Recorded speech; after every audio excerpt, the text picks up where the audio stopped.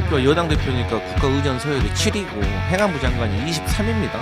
의전 서열이라는 게 있는데 이게 사사건건 대통령실에서 우리 한동훈 대표를 미워한다는 반증이 아닌가.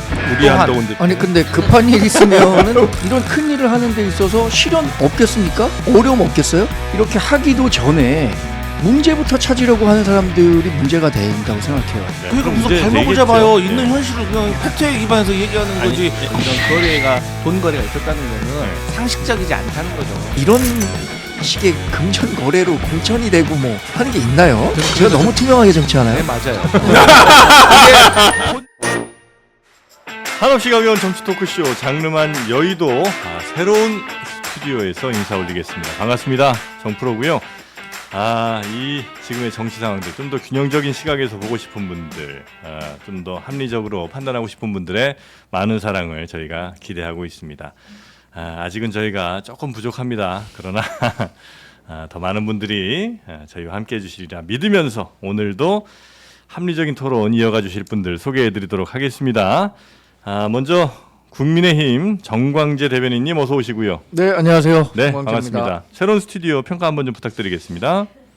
좋습니다. 아늑하고 포르말데이드 냄새가 제 코를 자극하고는 있는데 그러나 이 정도 실현은 실현도 아니죠. 네. 아까 말씀하신 것처럼 조금 부족하다고 하셨는데 네. 결핍은 성장의 원동력이고요. 그렇습니까? 사람은 성장하는 동안 행복합니다. 맞습니다. 네. 그렇기 때문에 우리가 조금씩 네네. 하루하루 진일보하는 그렇죠, 모습 이런 그렇죠. 모습을 예. 보여드리는 저희가 게 중요하죠. 다 여기는 모든 분들이 인간 공기청정기가 돼서 숨 많이 빨리 쉬시고요. 빨리 포르말데이드를 들이마시고 맑은 이산화탄소를 좀 내보내 주시기 바라겠습니다. 자, 그리고 민주당 국민소통위원회 강성필 부위원장님 어서 오시고요. 네 반갑습니다. 네, 반갑습니다. 3층에서 2층 내려왔잖아요. 네. 새로워졌다고 하지 않습니까? 그렇습니다. 제가 자주 쓰는 말이 있잖아요. 이모나 고모나 뭐 별 차이 없습니다. 좌측 궁뎅이나 우측 엉덩이나 뭐 큰 차이 없다 이런 말씀이시죠? 그건 좀 부적절했을까요? 민감한 부위입니다. 다만 그 엉덩이와 궁둥이의 차이는 혹시 아세요? 표준어와 표준어가 아닌 거예요? 아닙니다, 아닙니다. 뭐예요? 엉덩이를 딱 바라보실 때 네. 위쪽에 붙어 있는 애들이 엉덩이고 밑으로 의자 앉으면 밑으로 깔리는 부분이 궁둥이입니다. 아 그래요? 네, 그러니까 등 쪽에 의자 앉을 때 등 쪽에 붙으면 이게 엉덩이, 밑으로 깔리면 이게 궁둥이입니다. 그게 어디 뭐 사전에 나오는 차이죠? 그거는 뭐 저희 출처는 말씀드릴 수 없고요. 네, 그렇게 이해하고 있습니다. 자, 그리고 서울장 변호사님 어서 오십시오. 네, 안녕하세요. 날씨 많이 서늘해졌고요. 네. 이제 저는 항상 좋아요를 구걸하고 있기 때문에 어. 좋아요 많이 눌러주시고 네. 그래야 우리 장르만 여의도가 더욱더 오래 네. 갈 수 있습니다. 근데 진짜 날씨가 한 이틀 사이 주말 사이에 엄청 시원해졌습니다. 그러니까요. 네. 저 지난주에 베트남 다녀왔는데 어. 일주일 동안 휴가 갔다 왔는데 부럽다. 아니 근데 부러워할 필요는 없었어요. 왜냐하면 갔더니 네. 우기에 태풍까지 와가지고 맑은 하늘을 일주일 만에 처음 봅니다. 오늘. 동남아 참 지금 태풍 피해가 심각합니다. 네, 베트남 같은 경우 거길 또 다녀오셨어요. 네, 그러니까요. 싸서 가신 거예요? 아니 싸서 간 건 아닌데 비싸게 갔다 왔어요. 우리 최 기자님은 해외 여행 나오면 항상 또 이 눈이 몰입도가 넓어지세요. 워낙 또 전 세계를 네. 또 게임도 부루마블밖에 안 하세요? 발로 뛰는 분이시죠? 네. 최은경 기자님 네, 반갑습니다. 안녕하십니까. 네. 자, 오늘도 여러 뉴스들이 또 있습니다. 하나하나 좀 살펴봐야 될 텐데 일단 한동훈 저 대표가 예. 대통령 맞이하는 그 장면, 네. 그거 참 인상적이죠. 인상적이었습니다. 네, 포인트가 아주 소소하게 있는데요. 한번 네. 같이 보면서 이야기를 나눠보겠습니다. 윤석열 대통령이 2박 4일간의 체코 순방을 마치고 22일 새벽에 귀국을 했습니다. 여기에 다 서울공항으로 마중을 나갔는데요. 이상민 행안부 장관과 1분 가까이 대화를 뭔 얘기를 저렇게 오래 하신대? 들리는 얘기로는 수해 관련한 보고를 짧게 네. 했다라고 하는데 일단 이 대화를 나눴고요. 예? 한동훈 대표와는 짧게 악수하고 벌써 지나갔습니다. 그러니까 약간 두 사람의 껄끄러운 관계를 보여주는 것이 아니냐, 좀 불편한 기류가 감지됐다라는 네. 해석들이 나오고 있는데요. 내일 이제 윤석열 대통령하고 국민의힘 지도부가 만찬 회동을 가질 것인데 한 대표가 만찬 전에 윤석열 대통령에게 독대하는 시간을 요청한 것으로 알려졌습니다. 네. 그러니까 한동훈 대표도 어쨌든 여당 대표인데 네. 안녕하세요, 뭐 잘 다녀오셨어요 이 정도 인사도 안 하는 것 같더라고요. 아니 그러니까 네. 이게 저 자, 이게 정말 비교해 볼 만한 사진이 뭐냐면 네. 예전에 한동훈 대표가 부산 고검으로 자천돼가지고 아, 갔었을 때 네네. 그때 윤석열 검찰총장이 지방 검찰청 순시를 가는데 그때 사진하고 딱 비교를 해보면 정확해요. 아. 그러니까 그 애정이 있냐 없냐. 그때 보면 그 한동훈 대표도 윤 대통령을 보는 그 눈이 눈빛이. 꿀이 그냥 뚝뚝 떨어지고 아, 있고. 그래요? 근데 지금 보면 그냥 뭐 그냥 옷이나 냉랭하죠. 보다 안 나가실 수는 없고 그리고 진짜 이 윤석열 대통령의 어떤 그 표정과 눈빛이 뭐냐면 그냥 의외껏 악수 한번 하고 지나가는 그 정도 이상도 이하가 아니다. 악수도 되게 별로 이렇게 하기 싫은데 한것 같아요, 원치 않은 제가 악수 봤을 같은 느낌마저. 요건 뭐 저희가 너무 좀 왜곡해서 보는 거겠죠? 아니, 뭐 너무 이렇게 네. 진실 얘기했나요? 아니 그 감정을 담아서 해석할 필요는 그럴 없을 것 같고 것까지는 그냥 없고. 뭐 2박 4일 순방을 다녀오셨고 네. 당 대표로서 인사를 나갔고 네.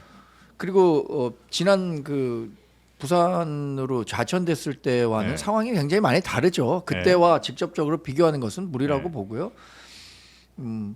독대와 관련해서도 충분히 네. 그 만찬에 앞서서 네. 혹은 만찬 후에 할 수 있는 거 아닌가요? 그래서 할 수 있죠. 할 수 있는 얘기를 하신 건데 네.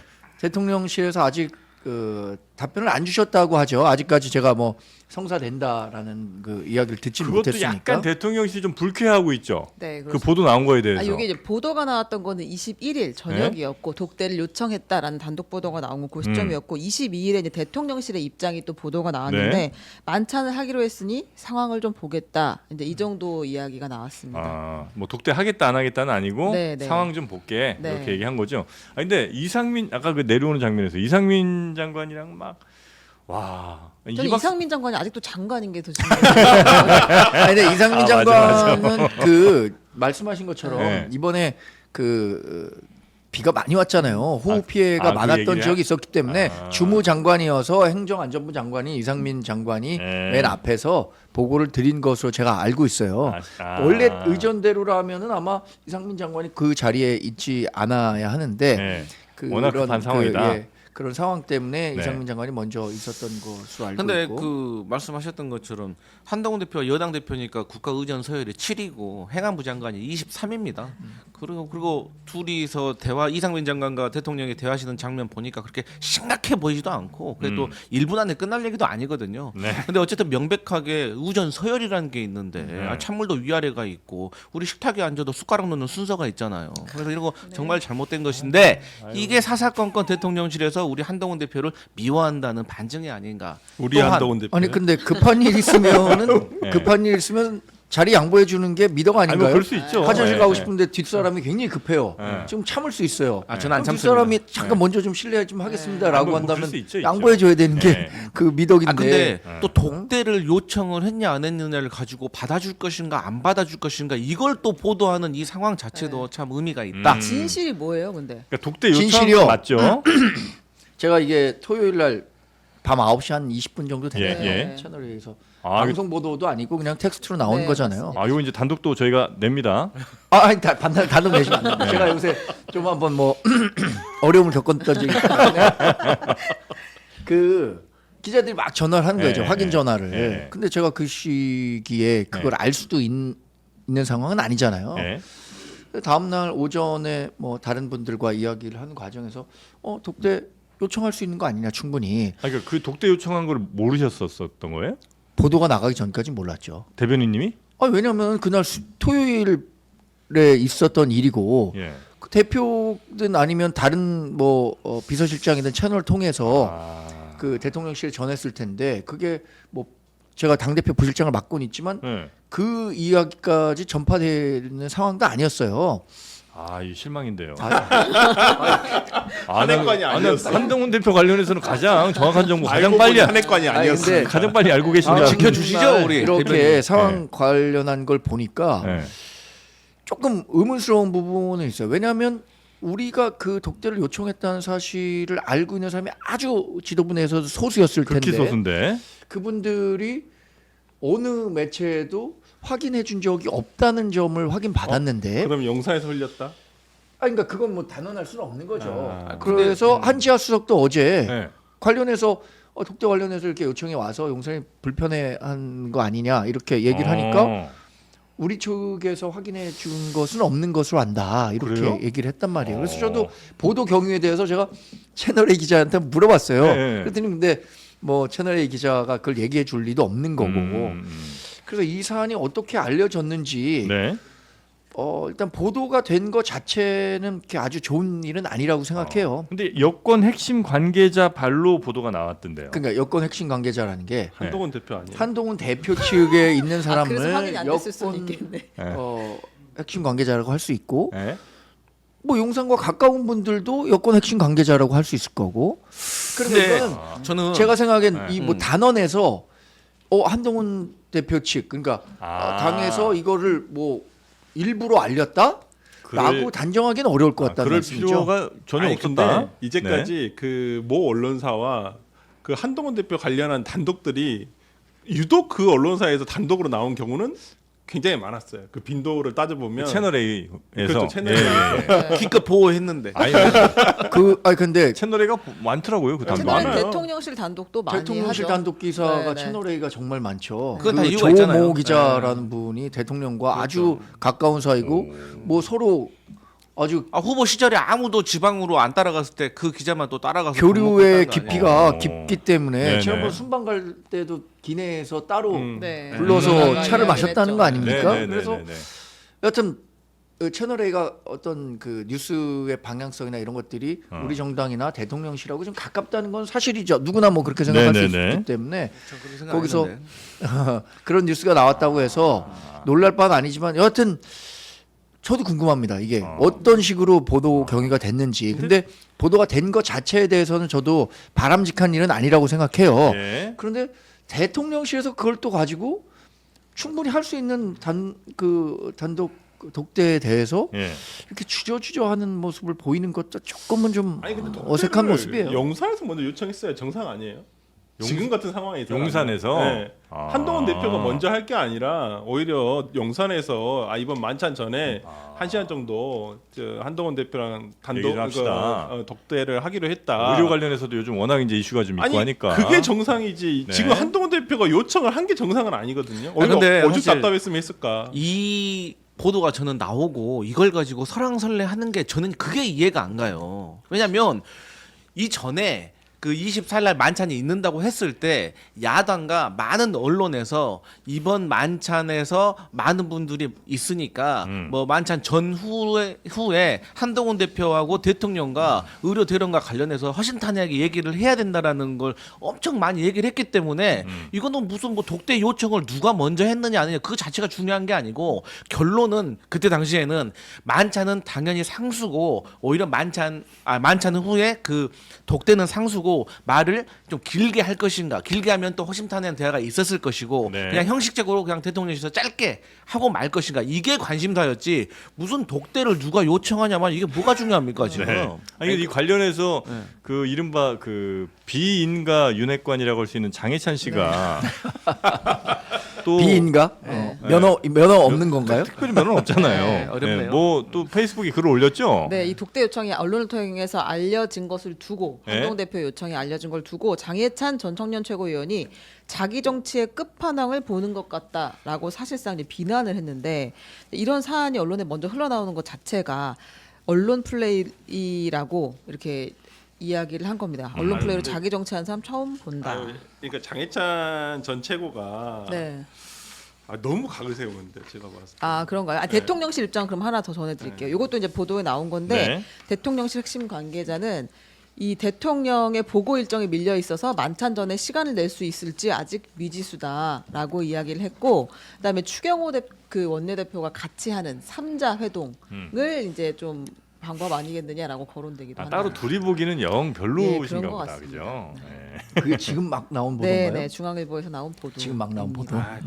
근데 사실 이번 독대에서 네. 그 의료 대란도 대란이지만 지금 최근에 나오고 있는 김건희 여사와 관련한 내용에 대해서도 한동훈 대표가 분명히 뭐라고 할 것 같아요. 네. 그러니까 거기에 대해서 대통령은 안 들으려고 하는 것 그 같아요. 얘기는 못 하실 거라고 예. 봅니다. 아. 그렇기 때문에 저는 지금 독대를 하느냐 마냐에 따라 그 독대 유무에 대해서 네. 지금 제대로 된 입장을 안 밝혀주고 있는 것 같습니다. 아니, 뭐 이게 아주 그렇게 막 중요한 중요한 건 일인지는 아닌데. 싶긴 한데, 그러니까 왜 이런 일이 혹은 뭐 어떻게 이런 일이 발생했는지 정도 우리가 추론은 해볼 수 그냥 있잖아요. 이건 여권 내에 예? 대통령실과 어떤 여권, 집권 여당 간에 어떤 권력 지형에 대해서 우리가 판단을 해볼 수 있는 하나의 클리셰에 불과하다고 봐요. 그러니까 독대를 했냐 안 했냐, 뭐 내용이 중요하겠습니까? 오히려 그런 형식이 오히려 지금은 내용을 더 압도하는 그 상황인데, 오히려 대통령실에서는 절대 한동훈 대표한테는 힘을 실어주는 모양을 전혀 갖춰주지 않겠다라고 하는 굳건한 의지가 보입니다. 아, 혹시 이럴 수는 없습니까? 예를 들어 한동훈 대표가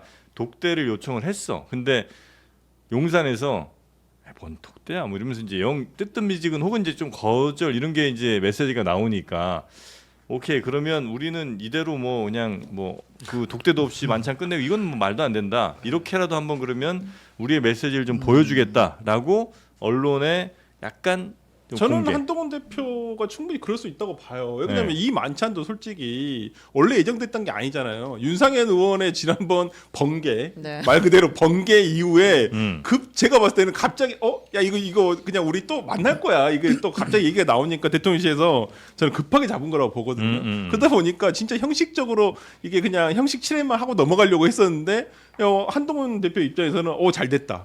이때 자기가 한번 더 요청을 해서 네. 만나서 뭔가 이렇게 결론을 지어야 되겠다라고 생각을 했던 건 아닌가라는 생각이 좀 그러니까 듭니다. 지난 한동훈 대표 2달 동안 네. 어떤 본질에 대해서 문제들이 해결되거나 해결되는 과정에 대해서 조금 보도가 되는 게 아니라 대통령과 사이가 좋네 나쁘네 만나네 안 만나네 이것만 가지고 2달을 가는 것 같아요. 그래서 저는 한동훈 뭐 김재섭 의원 국민의힘 김재섭 의원도 말했더라고요. 네. 한동훈 대표 이런 식으로 하면 안 된다. 그러니까 어정쩡하게 적당히 차별화해가지고는 어떻게 여당과 대통령실이 둘 다 잘 될 수가 없다. 그러니까 각 세울 거면 확실히 세워라라고 말을 했더라고요. 마찬가지로 지금 대통령실에서 이 독대하는 걸 가지고도 지금 이렇게 머뭇머뭇 거린다면 한동훈 대표 그냥 독대 안 해준다라고 하면 그냥 공식 만찬에서 공식 서상에서 할 말 해버려야 됩니다. 할 말? 네. 안 가는 게 낫죠. 왜 남의 뭐 어떻게 할 얘기한다고 건지 너무 들어볼까요? 쉽게들 얘기하시네요. 남의 얘기는 쉽게 해요. 남의 얘기는 쉽게 해요. 저도 한번 민주당 조국혁신당 지금 영광군수 일단 얘기하시죠. 일단 나와요. 걱정 마세요. 한번 얘기해 볼 텐데 알겠습니다. 이게 쉽게 얘기하세요. 유리 그릇 다루듯 아주 아, 섬세하게 조심, 다뤄야 조심. 되는 거예요. 네. 당정 관계라는 게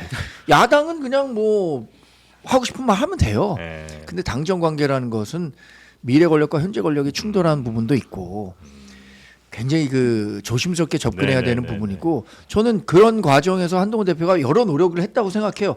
한동훈 대표가 지난번에 제가 잘 안 참는 스타일인데 요새 잘 참는다 이렇게 말씀하셨잖아요. 네, 네, 그거는 네. 뭐 야당을 상대로 했을 수도 있고 어쩌면 이런 민심을 잘 전달하려고 하는 자신의 진위를 잘 받아들여지지 않는 네. 대통령실과 관련해서 한 얘기일 수도 있는데 이 독대라는 부분에 대해서 이게 최근에 당정 관계가 조금 밖에서 봤을 때 이제 삐걱거리니까 네. 많은 의미를 두고 있는 것 같은데요. 저는 이 문제와 관련해서 대통령실이 여전히 독대를 해 주실 것을 믿고 있다. 기대하고 희망하고 있습니다. 예. 하실 거라고 생각해요. 왜냐하면 지금 정치적 현안들 우리 당정 간에 풀어야 할 문제들이 너무 워낙 많죠. 많은데 예.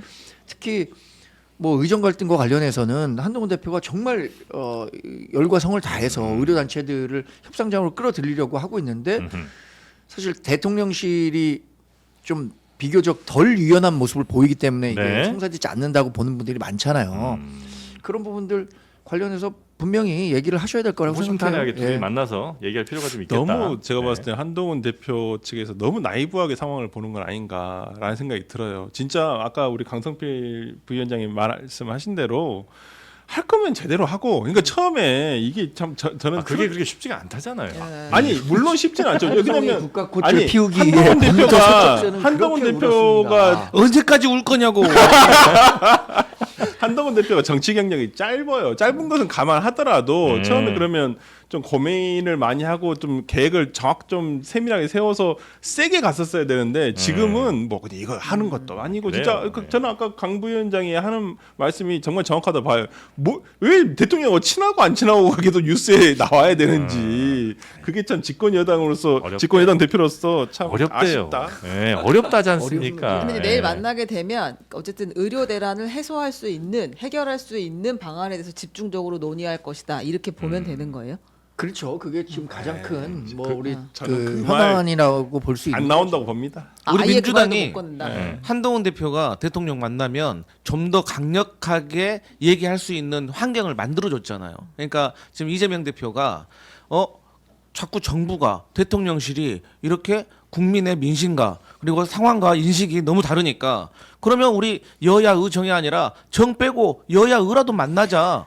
지금 그게 이렇게 대화하기 좋은 환경을 만들어 준 겁니까? 빨리 결정을 하고 압박을 해주는 거죠. 아 이러고 있어요 지금 우리 빨리 해야 돼요. 대화하기 이러다가- 좋은 환경을 만들어 준 게 아니라 오히려 우리 당과 정부를 갈라치게 하려고 하는 이관계의 일환이지 어떻게 그렇게 그거를- 친한 사이인데 저희가 갈라치기 한다고 됩니까? 20년 직인데. 아니 자, 그러니까 내일은 네. 저는 내일 기대가 별로 없다. 한동훈 대표가 네. 이재명 대표를 좀 프랜차이즈 한번 했으면 좋겠어요. 어떻게 시작하기 전에 기자들 나가지 마세요.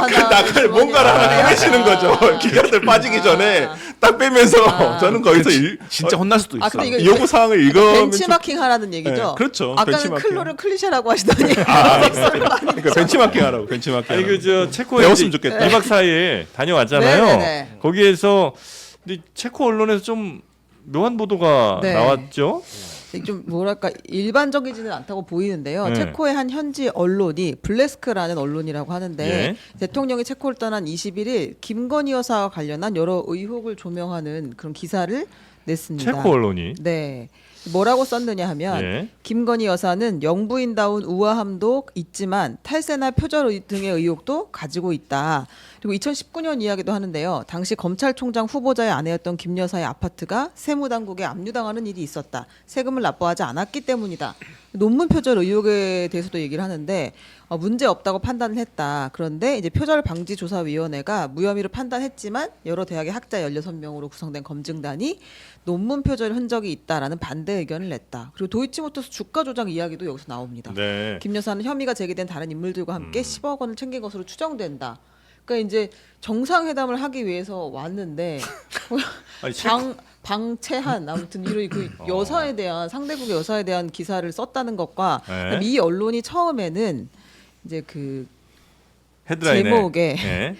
사기꾼이라는 표현을 썼었다고 하네요. 그런데 이제 그거를 나중에 삭제를 하고 기사 제목을 좀 바꿨다라는 보도도 우리한테 있었어요. 그러니까 이게 저는 이제 한 두 가지가 좀 그런데 하나는 그래도 이게 해외에서 온 정상에 관한 뉴스를 이렇게 쓰기도 하나 하는 게 하나 좀 이상한 것 같기도 하고 그리고 다른 나라의 영부인에 대해서 이렇게 자세하게 취재를 해갖고 이 사람들이 보도를 하기도 하나? 이게 약간 과거에 영국에서도 그랬어요. 2023년 11월 영국 순방했을 때도 네. 영국의 일간지가 이렇게 이번에 체코만큼 블레스크만큼은 아니었지만 네. 김건희 여사의 데일리 메일이라는 언론사에서 네. 경력 위조와 주가 조작에 대해서 보도했습니다. 하지만 이 정도는 아니었죠. 그러니까 이건 저는 사실 야당임에도 불구하고 네. 기분 나쁘더라고요. 조금 약간 외교 네. 결례로 볼 수 있는 거 아까 아니에요? 우리 한동훈 대표도 하고 이거 기분 나빠하고 이상한데. 그러니까 이런 거에 대해서 어떻게 뭐 근데 탈당 뭐 빈도 나라 대 나라로 뭐 항의하기도 글쎄요, 좀 뭐 그렇고. 저도 예. 이게 대부분 그 제가 처음에 출입할 때 순방도 많이 가고 했지만 네. 현지 언론에서는 예. 그 나라 대통령의 경력이나 이런 부분들에 대해서 많이 집중하고 뭐 그렇겠죠. 뭐 이번에 어떤 그 방문 성과가 있을 네, 것인지 이런 것들을 조망하는데 저도 아주 이례적으로 봤습니다. 근데 예. 이 블레스크라는 매체의 특징에 대해서 제가 찾아보지 못했지만 네. 아마 뭐 어떤 그 정치적 성향도 좀 있는 매체 아닐까요? 근데 최대 일간지예요. 아니 블레스크가 무슨 야당 지도 아니고. 그래요? 최대 58만 부가 팔렸다니까요. 이 블레스크가 거의 1등지예요. 그런데 이 관련해서 뭐 네. 우리 정부에는 일종의 좀 결례가 될 수도 있기 때문에 아마 대통령실이든 우리 외교부든 정정 보도를 요청했겠죠. 네, 뭐 네. 정정 보도 결과 뭐 지금 말씀하신 처음에 등장했던 뭐 사기꾼이라든가 거짓말이라든가 이런 표현은 빠진 걸로 알고 있는데 어떻게 보면 외교 상대국에 대해서 이렇게 뭐 결례라고도 볼 수 있는 건 아닌가 싶어요. 근데 물론 그렇죠. 언론의 자유가 있으니까 네. 뭐 기사를 게재하고 말고는 그쪽에서 판단하겠지만 하여튼 유감스러운 보도입니다. 네네네. 그래서 지금 이거 뭐 정정이 내린 걸 아마 요청을 분명히 했을 거고 거기에 따라서인지 아니면 뭐 자체적으로 바꿨든지 하여튼 제목은 지금 현재는 바뀌어 있는 있습니다. 상태죠.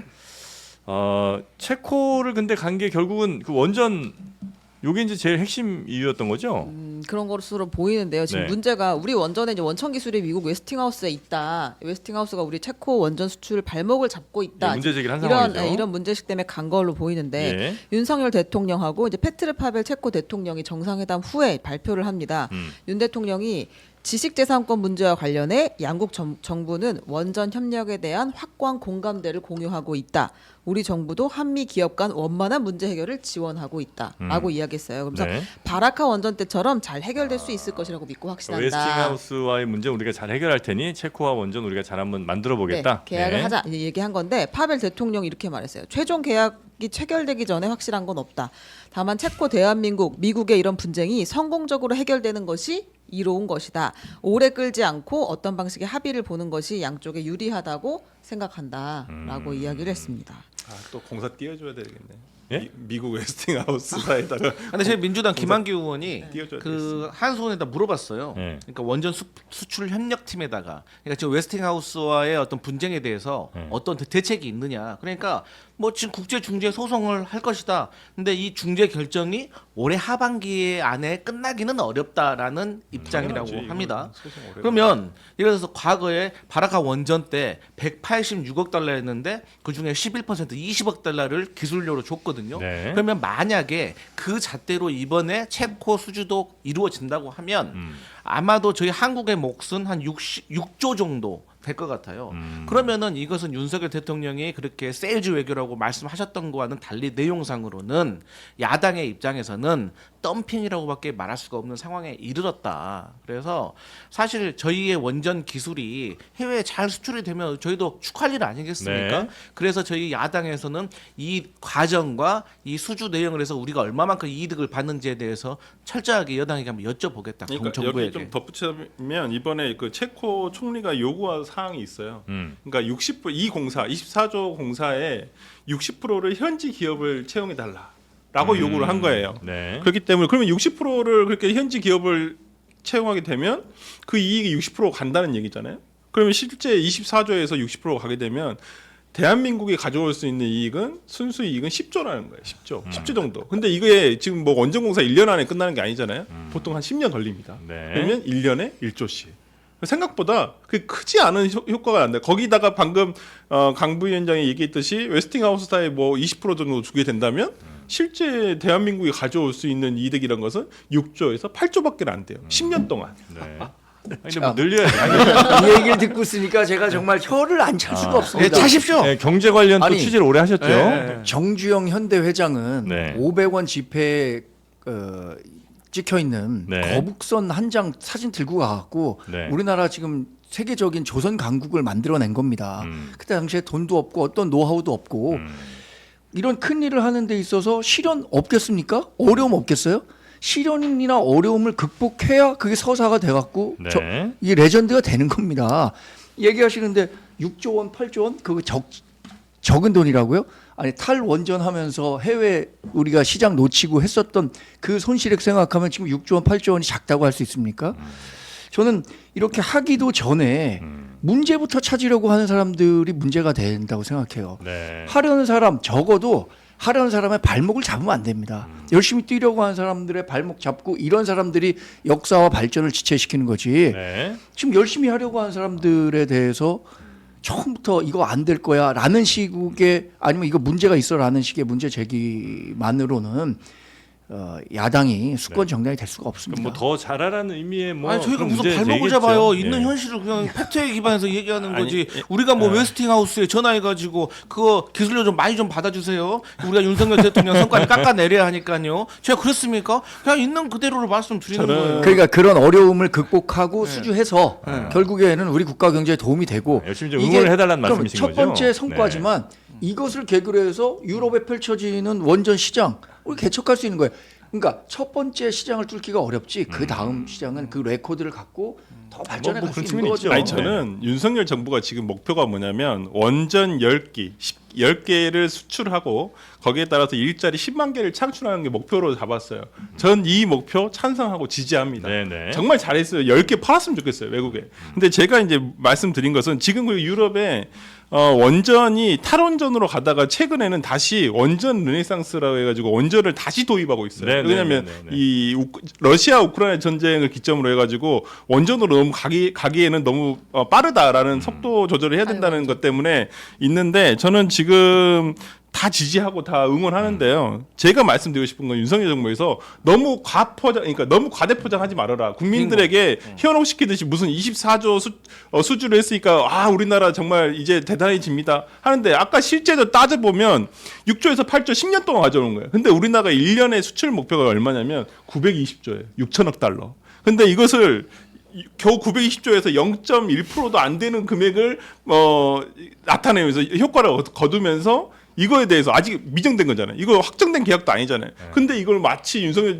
정부의 무슨 업적처럼 이거 홍보를 하는 것이 저는 그게 옳지 않다는 거예요. 아니 짧게 그 말씀드리면 정책적 선명성을 드러내기 위한 데 있어서 이 네. 원전만큼 네. 윤석열 정부와 문재인 정부와 차이 나는 게 있나요? 문재인 정부 영화 한 편 보고 원전이 이만큼 위험하다고 해서 탈원전 무리하게 추진했어요. 그때 우리 원전 생태가 완전히 무너졌습니다. 그런데 그거 어렵사리 복원해서 세계적인 원전 기술력을 갖고 세계 시장에 진출했는데 그거에 대해서 네. 실제는 8조 원인데 24조 원으로 포장했다라고 해서 그게 문제가 된다고 지적한다는 것은 네. 그 기존에 자신들이 갖고 있었던 탈원전 정책을 돌아봤을 때는 네. 정말 국민께서 어떻게 생각하시겠습니까? 아니 근데 저는 약간 저 우리 정광희 대변인 좀 억울하니까 좀 더 세게 말씀하신 거 충분히 이해가 되고 또 원전 열심히 세일즈 하는데 거기에 이렇게 뭐 발목 잡는 것처럼 보이시는 그 느낌도 이해는 되는데 마찬가지로 상대에게도 아마 영화 한 편 보고 결정하진 않았겠죠. 뭐 그때 당시에 뭐 글로벌 분위기라든지 뭐 이런 게 또 있었으니까 아마 그때 이제 탈원전에 이게 좀 있었을 텐데 다만 이제 서로 뭐 그런 건 좀 인정할 건 인정할 수도 있는 거 아닌가 싶은 마음 좀 정확히 생깁니다. 그렇게 해서 말씀 잘하셨는데 네. 영화 한 편 보고 결정했겠습니까? 그게 말입니까? 네?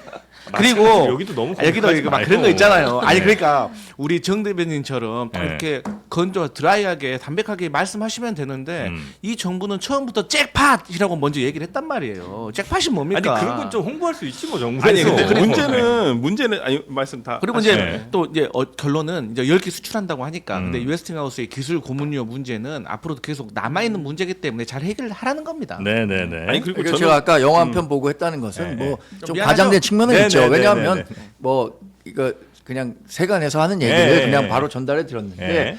그때 당시에 탈원전 정책에 따른 우리 그 산업 경쟁력 저하는 네. 분명히 그 간과하고 네, 네. 넘어갈 수 있는 부분은 아닙니다. 아니, 그러니까 우리가 사실 해외 기업을 우리나라에 유치하는 데 있어서 가장 중요한 것 중에 하나가 네. 뭐 IT 인프라도 있지만 안정적인 전력망과 낮은 전력 가격이에요. 중요하죠. 우리나라 반도체가 왜 세계적인 강국이냐, 제조 강국이냐? 반도체의 제일 중요한 게 안정적인 전력 공급이에요. 네. 이것과 관련해서는 원전이 중요한 역할을 했음에도 불구하고 그거 파기하고 안 했던 거 아니에요. 그런 문제들에 대한 네. 지적을 한 겁니다. 알겠습니다. 그 반도체 사업 어느 정부에서 시작했습니까? 아니 그 넘어갑시다. 네, 넘어갑시다. 박정희 전 아니, 해야 박정희 전에 된다는 압박을 전두환 정부 때 넘어가지 시작한 아니 거 더 아니에요? 중요한 게 뒤에 있어. 뒤에 있어. 자 장난입니다. 그리고 이재명 대표에 대한 검찰 구형이 나왔습니다. 있었습니다. 네, 지난 20일 금요일이었는데요. 아주 늦게까지 재판이 진행이 됐어요. 민주당 이재명 대표의 공직선거법 위반 혐의 1심, 결심 공판이었는데 이 검찰에서 구형을 했고 이재명 대표가 최후 진술을 했지 않겠습니까? 놀라운 일들이 벌어졌습니다. 등장인물들이 네, 보통이 등장인물들이 아니던데요. 굉장합니다. 네. 여기 이제 이문세, 아이유, 도라에몽 등등이 나왔는데요. 궁예도 나왔죠 아마. 궁예도 등장하였습니다. 이제 간단히 얘기를 드리면 검찰이 이제 최종 구형하기 전에 의견 진술을 하면서 이렇게 이야기를 해요. 그대 나를 알아도 나는 기억을 못합니다. 이 검찰이 한 얘기죠. 네, 검찰이 이야기를 합니다. 제가 노래를 하고 싶지만 하지 않겠습니다. 네. 이렇게 가수 이문세 씨의 노래 사랑이 지나가면 가사를 인용을 하면서 네. 이제 이재명 대표가 지금 문제가 된 그 혐의가 그 대선 과정에서 김문기 전 성남도시개발 1처장을 알고 있느냐라는 질문에 나는 이제 하급 직원이라 몰랐다라고 이야기를 했잖아요. 요런 입장을 갖고 있는 거죠. 이문세 가사랑 똑같은 입장을 가지고 있는 거다라고 이야기하면서 어떻게 설명하냐면 예. 예를 들어 그냥 너 아이유 알아? 라는 질문에 모른다고 답하면 이것도 검찰이 얘기한 거죠. 네, 계속 좀 네. 검찰 이야기입니다. 아이유 알아? 라는 질문에 모른다고 답한다면 연예인에 대한 인식에 관한 질문이다. 그런데 만약에 A라는 사람과 열애설이 난 연예인에게 A 알아? 라고 기자가 질문을 했을 때 모른다고 답한다면 이는 열애라는 교유 행위를 부인하는 취지다. 이렇게 이야기를 했어요. 말이 어렵죠. 조금 어렵긴 그러니까 하네요. 쉽게 말하면 이제 네. 김문기 씨를 물어본 것은 네. 이게 지금 이 대장동 개발 사업 관련해서 이재명 대표가 얼마나 인식하고 있었느냐를 물어보는 관계에서 김문기를 아느냐라는 질문을 했던 건데 그냥 뭐 김문기 알아? 정영진 알아? 정광재 알아? 이런 질문이랑은 다르다 이 질문은. 근데 그러니까 이 그거에 사람을 정말 이 존재를 아느냐 모르느냐를 물어본 게 아니고 네. 이 사람과의 그런 어떤 관계 같은 것에 대한 질문인데 그걸 모른다고 했으니까 이건 거짓말이다. 이거는 부인을 한 것이다. 내가 이 사건을 모른다고 부인한 것과 같은 취지다라고 검찰이 주장을 했습니다. 그래서 네. 유명한 사람들 많이 나왔죠. 근데 그런 과정에서 이제 이재명 대표가 굉장히 당황을 하고 놀랐던 것 같아요. 이제 현장에 있는 기자들 얘기를 들어보면 얼굴이 빨개져서 2년을 구형했다고 이제 이런 반응이었다고 하는데 네. 이재명 대표도 검찰을 이제 작심 비판을 합니다. 네. 김대중 전 대통령은 내란 사범으로 무기징역으로 장시간 복역을 했다. 이거 이재명 대표의 말입니다. 저 역시도 칼에 찔려보기도 하고 운이 좋아 살아나긴 했지만 검찰이 사건을 만들어서 저를 기소를 했다. 어허. 없는 사건을 만들어서 감옥 보내고 결국 정치적으로 죽인다. 제가 이 나라의 적이냐? 저는 국민이 아니냐? 저로서도 엄청나게 불안하다. 어떻게 될지 알 수가 없다라고 이야기를 했고요. 네. 유명인사 또 하나 나옵니다. 이재명 대표 측 변호인이 검찰이 도라에몽이 뭘 꺼내듯이 이런 게 있어요 하면서 자꾸 하나씩 꺼낸다. 흰 주머니에서 뭐 계속 나오죠. 근데 계속 도라에몽 가방에서 계속 뭐 나오잖아요. 당연히 수사 기록에 들어가 있어야 하는 기록은 쏙 빼놓고 못 보게 하고 있는지조차 모르게 한 뒤에 자기들이 필요할 때 하나씩 꺼낸다. 김 전 처장이 기억 안 난다는 게 거짓말이라는 건 궁예의 관심법 기소다. 아 여기까지. 누가 기침을 하였어. 네. 네. 그렇게 누구인가? 지금 네, 변호인 누구인가. 측은 검찰이 네네네. 너무 무리하게 또 자기들 마음대로 자의적으로 판단해서 또 증거 같은 것도 그냥 숨기고 있다 하나씩 그때그때 꺼내면서 이렇게 좀 불공정한 재판을 하고 있다 이렇게 이제 비판을 한 거고요. 검찰에서는 노래 좀 이렇게 인용을 하면서 네, 연예인 인용을 너무 좀 유명인사 많이 김구 선생 나오고 조봉암 선생 나오고 다 나왔습니다. 요거는 이게 징역 2년을 물론 이제 그 검찰의 구형입니다만 이게 선거법 위반 관련해서 조금 센 거 아니에요? 이게 법정 네. 양형 기준으로 가장 높은 수준이라고 맥시멈이죠. 하죠. 네. 아, 이 맥시멈이에요. 가장 높은 수준인데 그 정도로 중대한 사건이라고 예, 본다는 거죠. 검찰에서 설명한 것은 감경 사유는 전혀 없고 가중 사유만 있다. 네. 가중 사유 중에 뭐 가장 대표적인 건 선거법 위반 전력이 있고 예. 이게 대선이었고 대선이라는 아주 중차대한 선거였고 네네네. 또 전파성이 높은 방송과 국감 장소에서 나온 발언이 있고 지속적으로 했기 때문에 가중 사유가 굉장히 많다라는 측면이었고 이게 대선 같은 경우에는 선거법 위반에 대해서 더 엄격하게 검찰이 구형을 했었더라고요. 지난번에 네. 허경영 씨도 네. 허위 사실 유포로 2년 그 징역형을 구형한 적이 있었어요. 아, 그 대선 선거법 관련했었어요. 네, 대선과 허위사실 공표. 대선과 그 국회의원 선거와 또 지방의원 선거는 또 검찰이 보는 기준이 다른 것 네네네네. 같더라고요. 네. 그래서 워낙 이제 중대하다고 검찰은 판단하고 맥시멈 네, 구형을 양형 기준은 때렸다. 가장 높은 수준이다. 네. 일단 저는 자꾸 국민의힘에서 이번에 이재명 대표와 허경영 씨 비교하는데 안 그랬으면 좋겠습니다. 공중부양하겠다는 사람하고 유력한 대선 주자하고 비교하는 자체가 아니 선거법 관련해서 구형이 아니, 있었다는 그러니까 그 것만 사람이 얘기한 했던 거예요. 발언들을 네. 보면 무슨 과거에 누구 뭐 삼성 회장의 뭐 숨겨진 아들이었다느니 박근혜 전 대통령하고 뭐 결혼을 하기로 했다느니 발을 한쪽 발을 하루 종일 들고 있을 수 있다는 게 말입니까?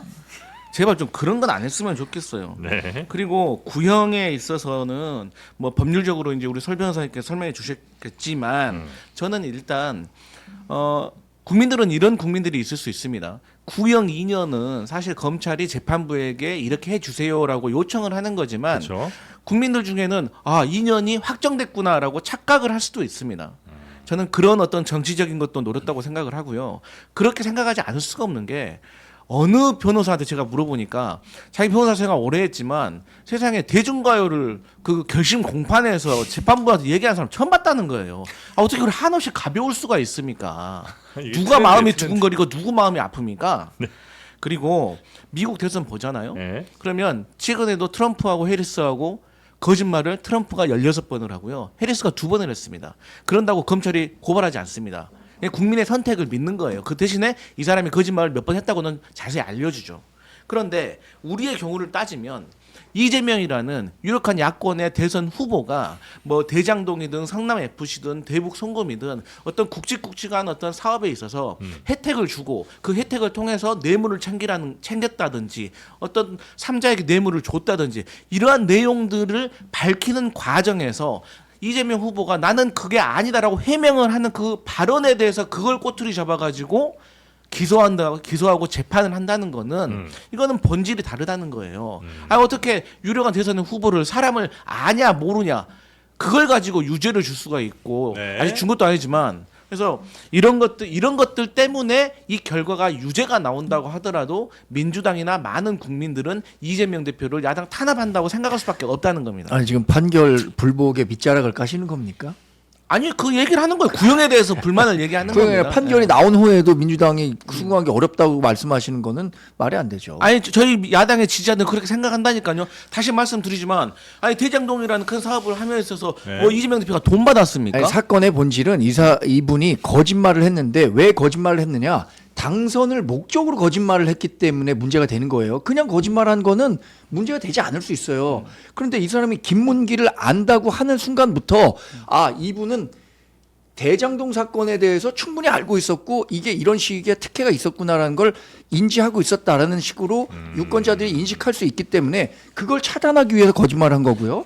백현동 사건에 대해서도 자신이 협박이라고 받았다는 거 아니에요? 근데 거기에서 성남시 공무원 20명 모두 자신은 협박이라고 느껴본 적이 없다라고 얘기하고 있잖아요. 그러니까 이게 당선을 위한 말이었느냐? 그냥 단순하게 뭐 방송 과정에서 나온 거짓 진술이나 아니면 뭐 허위 사실이었느냐? 이게 완전히 다른 거예요. 근데 선거 그 과정에서. 백현동 사건 같은 경우는 국정감사장에서 한 건데 그게 무슨 대선에서 뭐 허위 그런 사실입니까 그게? 아니, 근데 만약에 이게 유죄가 되면 네. 유죄로 1심이 나오면 물론 이제 2심, 3심까지 가시겠습니다만 네. 당에서 특별히 뭔가 대응을 한다거나 아니면 뭐 이런 게 있어요? 아니면 뭐 일단 대응하려고 하잖아요, 상업적 지금. 판단인 거고 뭐 이렇게 일단 했잖아요. 이제 예. 재판 전략이라는 건 따로 있겠죠. 예. 예를 들어서 우리 변호사님 계시지만 재판 전략이라는 게 내가 내 죄를 죄가 없다는 걸 소명할 수 있는 뭐 10가지 증거가 있다고 했을 예, 때 예. 일단 8개를 꺼내놓고 2개를 나머지 항소심에서 쓰려고 놔둘 수도 있는 것이고 1심에서 다 쏟아 부술 수도 있는 것이고 여러 가지 재판 전략은 있는 거지만 어쨌든 지금 제가 지적하고 있는 거는 이 방금 말씀하셨듯이 뭐 백현동 같은 경우도 종상향을 4단계나 해줬으면 그게 왜 그런 이례적인 일이 있었는지 이걸 종상향을 하는 과정에서 국민의힘이 그렇게 주장하고 있는 김민서 씨가 로비를 해서 그게 이루어졌는지 그럼 로비를 해서 이루어졌다면 누군가가 금전적인 혜택을 받았을 텐데 거기에 대해서 이재명 대표가 금전적인 이익을 취했냐고요. 그러니까 그런 것들을 밝혀내야 되는데 그것은 안 밝히고 갑자기 그걸 해명하는 과정에서 있었던 발언을 가지고 지금 뭐 허위 사실이니 뭐 대선에 못 나가게 하게 이렇게 재판을 하게 만드는 게 저는 불합리하다고 생각을 근데 하고 그거를 밝히는 과정에 재판은 따로 있어요. 지금 대장동 그러니까요. 백현동 재판은 네. 따로 있어요. 그게 네. 지금 제대로 진행되지 않고 있기 때문에 그런 거고요. 또 하나는 전 이런 말씀 꼭 드리고 싶어요. 이재명 대표가 자신이 이게 선거법 위반에 대해서 떳떳해서 무죄를 받을 것이라고 확신한다면 네. 자신이 죄가 없다면 이 재판이 빨리빨리 진행될 수 있도록 재판에 적극적으로 응한 후에 자신의 사법 리스크를 덜었어야죠. 이번 것도 그러니까 좀 오래 걸렸죠. 그런데 지금 어떻게 하고 있는 거예요? 재판 지원 전략 쓰고 있는 거잖아요.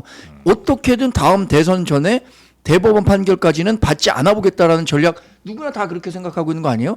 만약에 자신이 무죄라고 확신한다면 오히려 재판부에 저 빨리 이 죄에서 벗어날 수 있도록 빨리빨리 판결해 주십시오. 이렇게 요청해야 되는데 전혀 그러지 않고 있잖아요. 네. 아니 마치 그런 말은 대한민국 모든 재판에서 이재명 대표만 지금 그 재판이 지연돼 가지고 본인이 유죄이기 때문에 이것을 지연시키려고 하는 듯이 말씀하시는데 아니 재판이라는 것도 마찬가지로 헌법상 보장된 내 방어권이 있는 거예요. 예. 그리고 나한테 유리한 어떤 나의 죄를 죄가 없다는 걸 소명해 줄 수 있는 증인을 부를 수도 있는 것이고 그 증인을 재판장 앞에서 여쭤볼 수도 있는 거예요.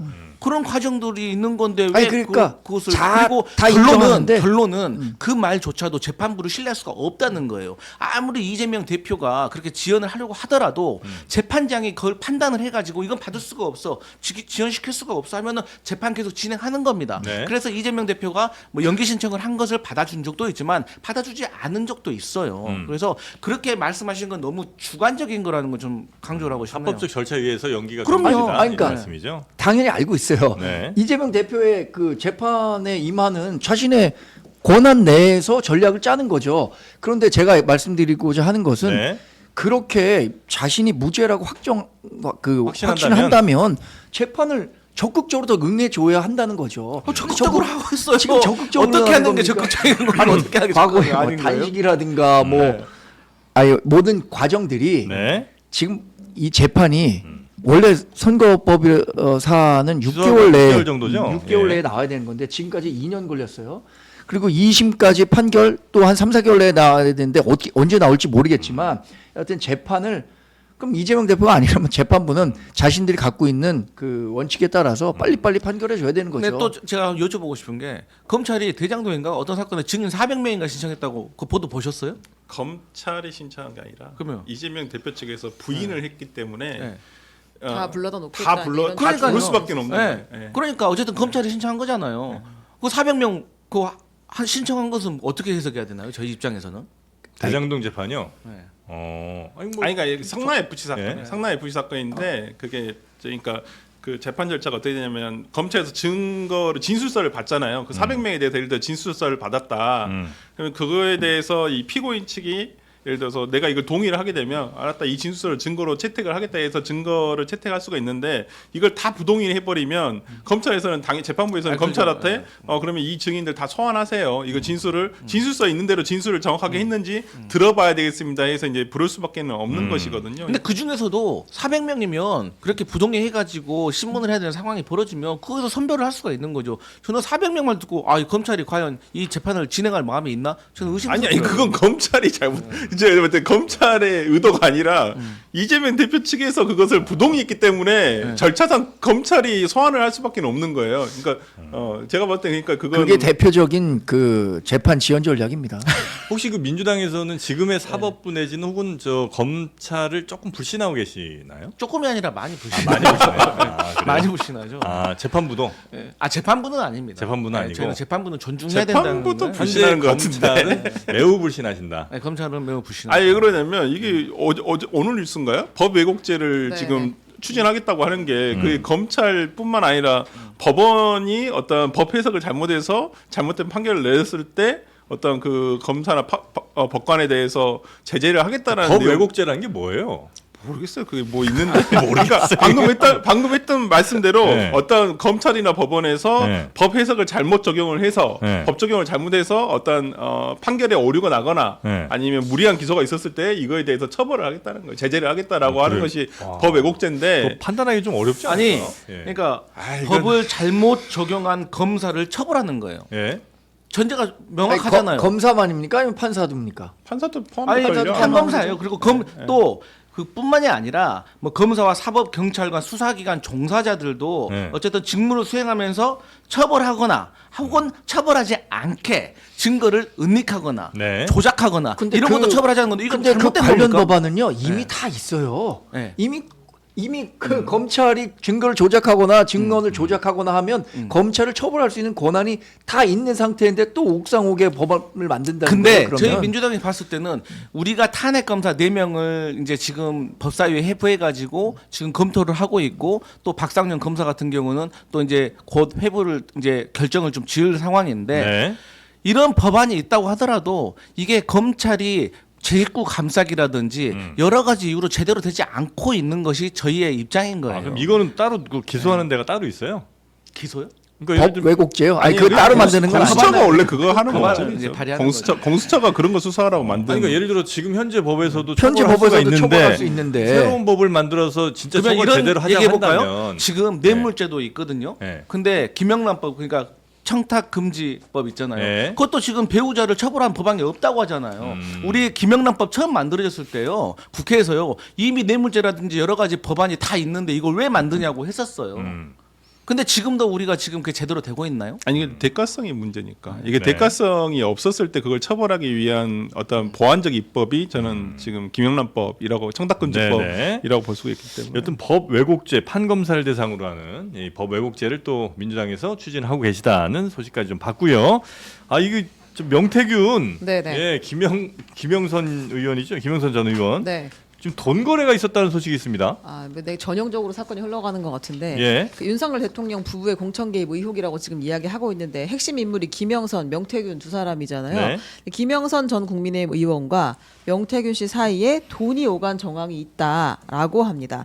창원지검에서 이제 김영선 전 의원이 2022년 8월부터 자신의 회계 담당자를 통해 명태균 씨에게 6,300만 원을 건넨 혐의. 이건 정치자금법 위반인데 네. 이걸 수사하고 있다라는 보도가 나왔습니다. 이때 이제 재보선에서 공천을 받은 때죠. 요 시기가. 아, 근데 이제 김영선 전 의원은 회계 책임자가 자신의 돈으로 선거 자금을 충당했다고 하길래 그걸 이제 갚은 것이다라고 해명을 했고 명태균 씨는 내가 빌려준 돈을 돌려받은 것이다. 그것도 문제가 되느냐라고 반박을 한 그러니까 상황입니다. 지금 이 사람들의 이야기를 보면 회계 책임자가 명태균에게 돈을 빌려서 선거 자금을 썼고 선거 자금을 썼고 그 다음에 그 돈을 다시 나중에 선거 후에 돌려줬다 네, 이렇게 네. 이제 주장한다는 주장하고 거죠. 있습니다. 그럼 그 빌려준 거에 대한 뭐 입증 이런 게 있으면 뭐 이건 뭐 아주 어렵진 않게 밝혀지긴 하겠군요. 아닌가요? 이것도 어렵나? 아니 저도 비슷한 생각입니다. 예. 그러니까 뭐 차용증이라도 썼고 예. 또 그리고 요새 6천만 원이라는 돈이 굉장히 큰 거액의 금액인데 통장으로 했겠죠, 뭐. 이거 그랬다면 현금화된가요? 아니 그랬다면 너무 명확하죠. 그러게. 통장으로 줬다면 예. 아, 내가 준 돈이 명확하기 때문에 뭐 이자 300만 원 붙여서 300만 원 예. 줬다라고 할 수 있겠지만 그렇지 않을 가능성이 있기 때문에 뭐 수사를 하는 게 아닐까 싶은데 저는 그래서 이거 명명백백하게 좀 수사를 해야 된다고 생각합니다. 왜냐하면 선거판에서 돈이 이렇게 큰 돈이 오고 간다는 것은 누구나 합리적 의심을 할 수 있는 네, 사안이잖아요. 네. 이건 사실 통상적으로 봤을 때 선거 한 번이라도 해보신 분들은 네. 김영선 전 의원과 명태균 씨 사이에서 이런 거래가 돈 거래가 있었다는 거는 네. 상식적이지 않다는 거죠. 그러니까 우리가 선거를 하게 되면 선거 자금이 만약에 없잖아요. 네. 그러면 선거 후원회를 통해 가지고 공식적으로 차입을 할 수가 있어요. 그렇게 절차를 밟아야지 무슨 이게 편의점 가가지고 담배 사는 것도 아니고 뭐 나 돈 필요하니까 이렇게 주라고 하고 또 나 이렇게 9천만 원 썼는데요. 그러니까 아 그랬어 해가지고 또 주고 이게 말이 안 되고 또 9천만 원도 나중에 알고 보니까 명태균 씨 혼자 그것을 만든 것도 아니고 본인이 6,300 만들고 나머지 지인들과 뭐 회계 책임자도 거기 들어가서 뭐 9천만 원을 만들어서 썼다는 것 이거 자체가 그냥 언론 보도에는 이렇게 그냥 글자로 나오고 있지만 제가 봤을 때 상식적으로 말이 안 되는 소리예요. 그리고 김영선 전 의원이 어쨌든 간에 그 이러한 돈 거래에 대해서 왜 본인이 떳떳하게 하려고 했으면 선거에 깊숙이 관계된 명태균 씨하고 이런 관계를 하겠습니까? 그것은 누가 봐도 조금 의심할 수밖에 없는 상황인 근데 거죠. 이게 공천 헌금이라고 보기는 조금 네. 너무 액수가 적지 않아요? 그럼 얼마를 줘야 됩니까? 아니 공이 하나 더 붙던지 하면 3천 정도는 줬어야 예, 된다. 그러면 조금 이해가 될 만도 한데 배치값이 6,300만 원. 근데 이제 이런 저는 것은- 이런 생각은 해봅니다. 만약에 김영선 전 의원이 있고 명태균이라는 사람이 뭐 이력 보니까 선거 컨설팅도 하고 여론조사가 특기라면서요. 그러면은 이제 선거를 준비하는 과정에서 여론조사도 포함하고 모든 컨설팅을 하고 인쇄물이라든지 여러 가지 문자 발송이라든지 이런 것을 전체적으로 본인이 컨설팅을 했다면 6천만 원이라는 금액은 뭐 크긴 컨설팅 하지만 비용은 나올 맞죠. 수는 있는 컨설팅 비용이다. 비용이라고 네. 하면. 하지만 중요한 거는 이게 결론은 이제 검찰이 밝혀야 되는 거는 네. 이 사람이 김건희 여사와 관련돼 가지고 메신저 역할을 한 것이냐, 그래서 메신저 역할을 하고 나서 그 대가로 받은 것이냐, 아니면 그야말로 그 여당 측에서 주장하고 있는 것처럼 그냥 허풍쟁이인 것이냐, 이제 여기에 대해서 밝힐 문제인 거죠. 네. 네, 실제로 명태균 씨 페이스북에 빌려준 돈 6천만 원 돌려받은 것도 문제가 되나요? 자기가 얘기했잖아요. 네. 그러면 빌려줬다는 근거가 있어야겠죠. 네. 뭐 과거에 뭐 정치인들 돈 거래하는 거 관련해서도 옛날에 뭐 박지원 의원인가요? 국정원장 시절에 뭐 차용증 1억 원인가 쓰고 그런 거 다 했었던 거 있잖아요. 어쨌든 형식적으로라도 네. 차용증이든 뭐 송금 내역이든 현금을 어떻게 줬다든 뭐 계약서가 있든 이게 있다면 문제 될 게 없겠지만 그렇지 않다면 뭐 당연히 그런 합리적 의심이 가능할 네, 거라고 네, 네. 보고 저도 현실 정치 하지만 요새 이런 식의 금전 거래로 공천이 되고 뭐 하는 게 있나요? 전 말씀하신 것처럼 저는 제가 그래서 너무 투명하게 정치하나요? 네, 맞아요. 이게 본질이 좀 흐려지고 있는 것 같아요. 그러니까 갑자기 김건희 여사가 네. 명태균이라는 사람이 김영선 전 의원을 위해서 김건희 여사와 이렇게 공천 개입을 한 그 메신저 역할을 했다는 그런 본질적인 의혹에서 갑자기 돈 관계가 나와가지고 이목이 싹 그쪽으로 좀 그러니까 쏠리는 듯한? 이게 이 고발이 지난 작년 12월에 있었다는 거예요. 근데 이게 수사가 된다는 보도가 유독 왜 이번에 밝혀졌을까? 그건 좀 이상하지 않아요? 그러니까 좀 그런 부분 등은 그러니까 물론 당시 작년 12월에 고발이 되고 이때도 언론에 났긴 났었습니다. 아예 뭐 나지 않았던 건 아닌데 네. 이게 이번에 전국적으로 어떻게 보면 이게 특종 기사 같이 된 것은 뭔가 좀 의도가 있는 게 아닌가. 의도가 있는 측에서 흘렸을 것이다 이 사실을. 저는 그렇게 봅니다. 그래서 다 어쨌든 지금 이 김건희 여사와 관련된 공천 개입에 대한 의혹은 1차와 2차로 나눠지는 거예요. 1차는 지난 재보궐선거에서 그쪽 지역의 정치인도 아니신 분이 네. 갑자기 뜬금없이 재보궐선거에서 공천을 받아가지고 당선이 된 겁니다. 그리고 그 과정 속에서 명태균이라는 그 TK 지역에서 나름대로 무관의 재앙으로 불리는 이런 분이 나서서 역할을 했는가 안 했는가 것이고, 두 번째 같은 경우는 이제 이번 총선에서도 또 공천을 받으려고 했는데 이분이 이제 하위 10%에 들어가지고 컷오프 위기에 있었다는 거 아니겠어요? 네. 그러니까 컷오프 당하기 전날 갑자기 녹취록, 그러니까 관련 녹취록을 들어보니까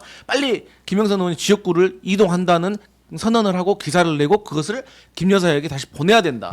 그래야지 우리가 컷오프 안 당하고 저기 김해 갑으로 가서 다시 뭐 육선을 노릴 수 있는 기회가 열린다는 식으로 이제 나오고 있기 때문에 네. 여기에 대해서 지금 집중을 해야지. 지금 6,300만 원이 제가 봤을 때 중요한 그러니까 거 강성필 얘기해야 예, 부위원장 모실 때는 이거는 김건희 여사의 공천 개입 이슈가 이게 원래 본질인데 네. 아예 김영선과 명태균의 돈 거래 쪽으로 살짝 지금 네. 이슈를 좀 몰이하는 거 아닌가 이런 의혹을 갖고 계신 그렇죠. 거군요. 그러면서 또 이준석 개혁신당과의 관련된 김영선 의원의 비례대표 공천 어떤 흥정으로 예, 예. 또 가는 것 같아서 저는 본질을 좀 흩어지고 본질은 있는 것 김건희 같다. 여사의 네. 공천 개입이다. 네. 네, 그렇게 이제 이 보신다는 거고. 기사의 핵심은 이제 명태균 씨가 곧 구속될 수도 있다라는 거죠. 뉘앙스를 풍긴다는 거예요. 아, 그래요? 사실은 수사를 들어갔다. 이것뿐만 아니라 다른 지자체장 후보들한테 뭐 1억 2천만 원 받은 혐의로 또 수사하는 것으로 알려졌다. 이 얘기는 이제 입을 닫게 하든지 뭐 아니면 까불면 죽는다 그런 이거지. 식으로 이제 해석이 될 그분이 수는 있다. 페이스북에 태풍이 올 것 같습니다 썼는데 진짜 태풍이 왔네요. 본인한테 태풍이 오는 거야. 아, 제가 그때 해석하기를 본인에겐 태풍, 정치권엔 찻잔 속 태풍 이렇게 했는데 네, 진짜 태풍이. 본인에게 태풍이 왔네요. 네. 참. 근데 그 뭐 이분이 네. 알고 있는 한에서는 뭐 저는 뭐 얘기를 하는 게 뭐 자신에게도 또 대한민국 정치 발전에도 도움이 될 거라고 네, 네, 생각합니다. 네. 근데 이거 한동훈 대표한테 좀 호재 아닙니까? 한동훈 대표요? 네. 왜 호재라고 민주당 얘기 좀 하냐면 합시다. 왜 호재라고 하냐면 이런 거예요. 김영선 전 의원이 네. 당시에 이 공천과 관련해서 이런 것들을 내가 갖고 있으니 내 공천관리위원장이든 뭐 공천관리위원을 통해서 네. 뭐 일종의 좀 그 빨리 협박성 얘기해요. 발언. 아 이게 내가 발을 어느 정도 수준까지 해야 되나 이거 고민하는 건데. 네. 그러니까 비대위원장을 비롯해서 공천관리위원회와 좀 일종의 딜을 하려고 했었던 네, 네, 거잖아요. 네, 네, 그런데 네. 한동훈 위원장이 원칙상 하위 10% 컷오프 그거 적용해라라고 네. 엄정하게 대응한 겁니다. 결국 예. 그러니까 한동훈 대표한테도 호재가 되는 거 아니냐 이렇게 말씀하시는 건데. 근데 왜 거기에 대해서 입장은 얘기 안 하세요? 뭐 아직 이거 왜 갖고 이재명 하려면 대표 아니 구형 2년은 뭐 통합 뭐 한미적이다 이런 얘기만 하시고 그런 그거는 얘기는 이제 안 하시고. 기자 질문에 답한 거고. 네. 근데 이거 관련해서 아직 당이 공식적인 입장을 낼 만한 사안은 아니라고 생각하고 그러니까 있어요. 김영선 의원이 여기저기 시도를 많이 한 건 트라이를 맞는 하죠. 모양이에요. 예. 그래서 바쁘셨더라고요. 흔적들이 계속 남고. 혹시 민주당 쪽엔 뭐 아직 없었습니까? 저는 이제 아직은 없었던 제가 걸로. 또 그 후쿠시마 오연수 드신 분까지 또 영입하기에는 상당히 부담스러운 일이죠. 수돗물 수돗물. 오염수는 안 드셨어요. 네, 오염수 안 네. 아 진짜 이거 뭐 안 할까 했는데 끝으로 요 네네. 또 워낙 그쪽 지역을 잘 알고 계신 분이시니까 네. 요거 한번 가볼까요? 그 재보궐 앞두고 지금 네, 더불어민주당과 16 예. 재보궐 선거를 앞두고 더불어민주당과 조국혁신당이 이제 야권의 텃밭에서 치열하게 집안 싸움을 하고 있습니다. 조국 대표가 사실상 거기서 월세살이를 한다라고 이야기할 정도로 그리고 본회의 못 오기도 했었잖아요. 이것 네. 때문에 민주당도 영광에서 전남 영광 최고위를 열 정도로 아주 세게 맞불을 놨는데 상황이 어떻습니까? 일단 조국 대표 월세가 아니라 전세 정도는 구해서 2년 살아야지 그나마 좀 상대가 될 수 진정성을? 있는 진정성을 바라는 거지. 월세로는 안 된다. 월세로는 어림도 없다. 일단 제가 영광과 곡성에 대해서 짧게 설명드리면 네. 곡성이 짧으니까 얘기 드릴게요. 곡성은 저희 후보 조상래라는 후보가 무소속으로 나가도 당선이 되는 후보입니다. 아. 그렇기 때문에 그런 후보를 저희가 영입을 해가지고 저희 후보를 출마를 시켰기 때문에 네. 엄두도 못 낼 겁니다. 신장시군이 살고 있다고 하더라도. 아. 그리고 이제 영광이 조금 흥미로운데요. 네. 영광의 구도를 보게 되면 일단 기본적으로 진보 계열 정당이 뭐 15%에서 많게는 20%까지 득표할 수도 있습니다. 예. 그런 상황에서 조국 혁신당이 끼어든 거죠. 근데 저희 민주당 입장에서는 이렇게 다자 구도가 되면은 당연히 유리해지겠죠. 영광이 아. 좀 산업단지가 좀 있고 그런가요? 아니 뭐- 영암입니다. 그건 그건 영암. 영암에 대불산단이 있어요. 아. 예. 그러니까 거기에다가 예. 지금 현재 이제 한간에는 지금 조국 혁신당이 어필하는 거는 우리의 후보가 상당히 민주당 후보와 비교했을 때 앞서고 경쟁력이 있다라고 있다? 네, 경쟁력이 있다라고 말씀하시지만 그분이 저희 민주당에서 공천을 받기 위해서 경선에 참여하려고 하시다가 자신이 없어서 가신 거예요. 그래서 후보가 못 되신 분인 거예요. 네. 그리고 저희 당의 당원들이 압도적으로 많습니다. 그 지역에. 그리고 저희 이제 이재명 대표나 지도부가 영광 가서 살기에는 좀 이 상황이 그래 큰 상황이 아니기 때문에 네. 박지원 의원 정도가 거기에 상주하시면서 선거 운동을 하셨다고 아니, 하셔서 저는 조국 혁신당이 네. 졌지만 잘 싸웠다. 요 정도는 할 수가 있지만 저희 민주당을 상대로 승리한다는 것은 뭐 거의 어려운 일이다. 이렇게 판단하고 있습니다. 영암에 있는 그 장현 장현. 영광? 조국 혁신 네네. 영광이요. 네. 예, 조국 혁신당 후보가 자신감은 없어서 가셨을지는 모르겠지만 자질이 없어서 간 것은 아니거든요. 그러니까 인물론에서는 상당히 저는 앞서고 있다고 저도 현지에 살고 있는 친구한테 들은 얘기고 특히 저는 앞선다는 게 그러니까 민주당이 앞서고 있다. 민주당 후보와 예. 지금 약간 좀 허각지세라고 저는 그러니까 들었어요. 지금 당 상태가. 지지율은 네. 민주당이 조금 앞서는데 네. 개인 인물 경쟁력은 조국 장현 아, 그래요? 후보가 조금 앞서는 것으로 여론조사 네. 이 오차 범위 내이긴 하지만 네. 나와 있어요. 근데 사실 그것도 아니 애매한 뭐 게 크게 이기는 것처럼 아니 얘기하시더니. 학력 가지고 앞선다고 하는 겁니까? 그게 뭘- 맞습니까? 아니, 저는 학력을 몰라요. 그러니까 저는 다 알고 있어요. 전 두 분을 알아요. 아니, 여론조사 여론조사 결과잖아요. 얘기는 아니 하시니. 인물 경쟁력이라고 말씀을 하시니까. 네. 아, 그럼 어떤 걸 갖고 판단하신 거예요? 아니 그러니까 저희는 근데 왜 인물 그- 경쟁력이 우리가 지고 있다고 하니까. 아니 근데 왜 인물 우리 경쟁력을 후보가. 얘기한 거냐면 네. 저도 그 사안 잘 봤는데 네. 장세일이라는 후보는 두 번의 그 범죄 전력이 있어요. 88년에 폭력 혐의 그리고 2013년인가요? 보조금 유용과 관련해 갖고 이게 그게 있었기 때문에 네. 장현 후보가 이분과 물론 아마 정치적인 판단은 자기가 경선하면 이분과 경선하면 쉽지 않을 거라고 생각했기 때문에 조국혁신당을 갔을 수 있지만 네. 명분은 이런 파렴치한 후보와 내가 경선할 수 없다라는 네. 명분으로 간 거예요. 아.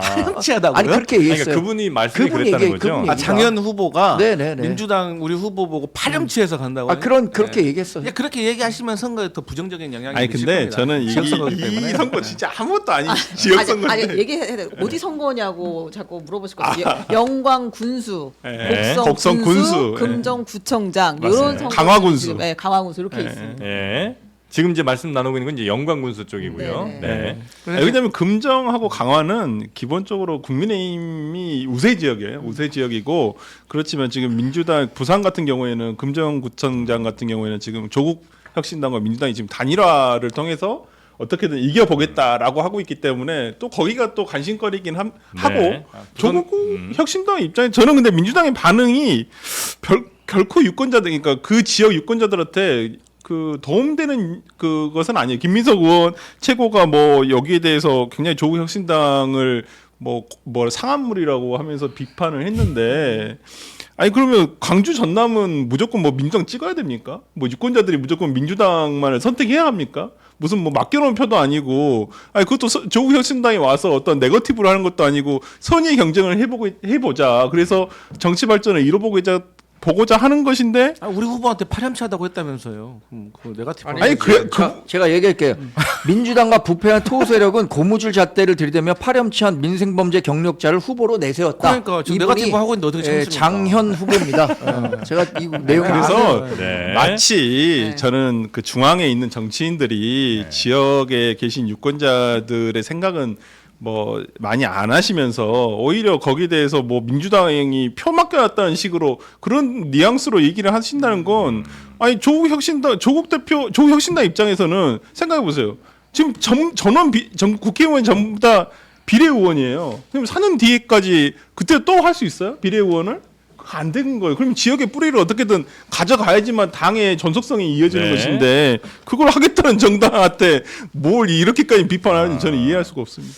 맡겨놓은 게 맞는 것 같아요. 그리고 아니에요. 그거 저희 겸손한 마음으로 지금 선거에 임하고 있고요. 네. 어떻게 맡겨놓은 지금 것 지역민의 같아. 표를 맡겨놨다고 표현할 수가 있습니까? 저희는 겸손하게 표를 맡겨놨다 생각하는 애걸복걸하고 있습니다. 애걸복걸하고 있습니다. 아, 그래요? 저는 그래서 전남에서의 승부는 저는 조심스레 예측하면 1대1 이렇게 봅니다. 오, 곡성. 그래요. 곡성은 조금 많이 기울어졌고요. 곡성은 민주당, 네. 영광은 영광은 조국 조국혁신당. 가능성. 저는 또 1대1. 밤 얘기해야 됩니까? 밤 내기 좋죠. 멋있- 아니 근데 뭔지. 저는 네네. 조금 더 남의 얘기하듯 해볼게요. 네. 1승 1패라고 했는데 저는 민주당이 다 이길 것 같아요. 아. 왜냐하면 그래요? 지금은 판을 정확히 보시네. 그 조국혁신당 후보가 조금 앞서는데 큰 정당이라 달라. 이 조직력이라는 게 있고 보궐선거는 투표율이 높지 않으니까. 뭐 한 대략 35% 40% 나올 겁니다. 아무리 정치 고관여자가 많은 전남 지역이라고 하더라도 한 40%. 아니 근데 그럴 텐데. 이게 전남 같은 경우가 특히나 강주 호남 그러니까 강주 전남이 굉장히 정치 트렌드가 빠르거든요. 맞아요, 네. 그렇긴 합니다. 근데 이 주민들이 진정성을 알아보고 마음의 진심이 정해지는 순간 확 뒤집혀요. 진짜 저는 이 민심은 한 일주일이면 충분히 뒤집힌다 생각하거든요. 10월 16일이죠. 요거 박제해두고 그때 다시 한번 확인해 보겠습니다. 알겠습니다. 자, 오늘 함께해 주신 세 분 여기서 보내드리고 다음 주 월요일에 다시 뵙도록 하겠습니다. 오늘도 재밌었고요. 네. 고맙습니다. 고맙습니다. 감사합니다.